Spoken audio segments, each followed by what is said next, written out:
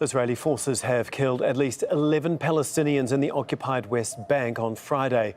The Palestinians have gathered in several places, including near the illegal settlement of Beit El, to protest in support of Gaza.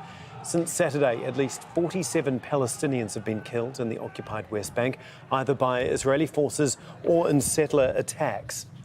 Nida Ibrahim is in Beit El and she joins us live. So, Nida, 11 Palestinians killed there today. Can you just bring us up to date with exactly what has happened?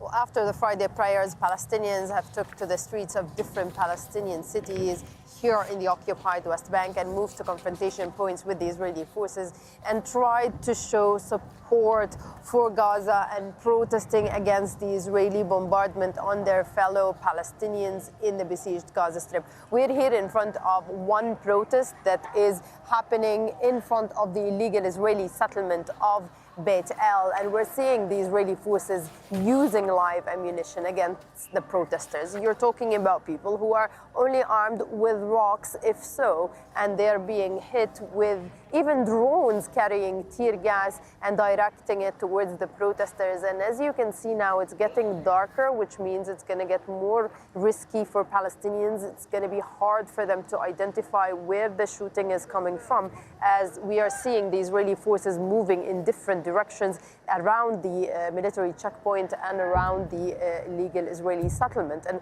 let's not forget that in front of us also, maybe we can pan the camera to show you, is the center of the Israeli occupation in the occupied West Bank, the building where basically the Palestinian movement is decided, the Palestinian permits. So when we talk about the occupied West Bank, we are talking about a system of occupation that has been in place for decades, where Palestinians even have to take a military permit before they go to a hospital, before they go from one place to another, if they want to get married, if they want to register their children in the population registry. So add to that the already difficult scenes that Palestinians are seeing and that are coming out from the besieged Gaza Strip, and you can just get a feeling of how much Palestinians are frustrated, how much they're triggered, how much they feel that they've been left alone.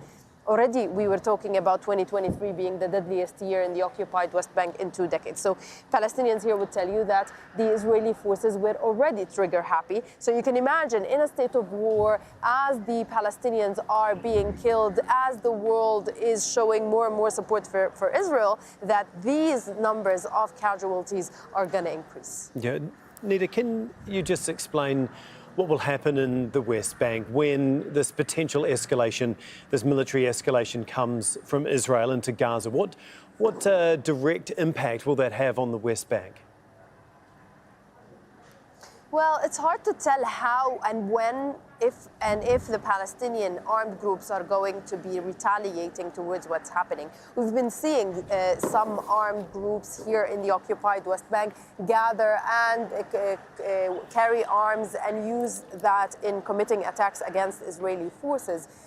So it's hard to tell whether they can do that now with the state of total closure between different cities in the occupied West Bank. And we are talking about a population that is largely unarmed, that it knows it's facing a heavy military with the most technological and advanced weaponry. So you know where the power lies in this conflict. But we've been speaking to those groups that have been grouping together and working together in Jenin and Nablus. And people there would say, yes, we know we are the weaker party, but that doesn't mean to give up. And for them, it is expected for their feelings to get even more agitated as they're seeing the Israeli forces pushing more than 1 million Palestinians away from their homes in Gaza. So they're looking at the situation and seeing that the world, saying that the world is witnessing another Nakba, which is the catastrophe that took place in 1948, where we've seen hundreds of thousands of Palestinians being displaced from their homes as the state of Israel has been created. So you can imagine that Palestinians feel that they're totally being left alone, being killed in front of the world's cameras, while no one is paying attention to their plight as victims of decades-long Israeli military occupation. Okay, thank you so much. That is Nida Ibrahim for us in Beit El. Well, Imran Khan is outside a hospital in Ramallah and he sent us this report. All throughout the day, we've seen ambulances arrive here from various demonstrations in the occupied West Bank.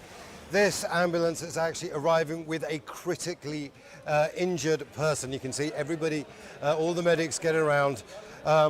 Now, what the EMTs are telling us is that the types of injuries that they're seeing are from live fire. And they say that there is an excessive use of force against Palestinians. Normally, the Israelis would use rubber-coated steel bullets, they would use tear gas, but now it seems that they are using live fire against the protesters. Now, right now, the hospital says it's not overwhelmed, but it is worried that if things escalate, it could simply become overwhelmed. Imran Khan, Al Jazeera, Ramallah.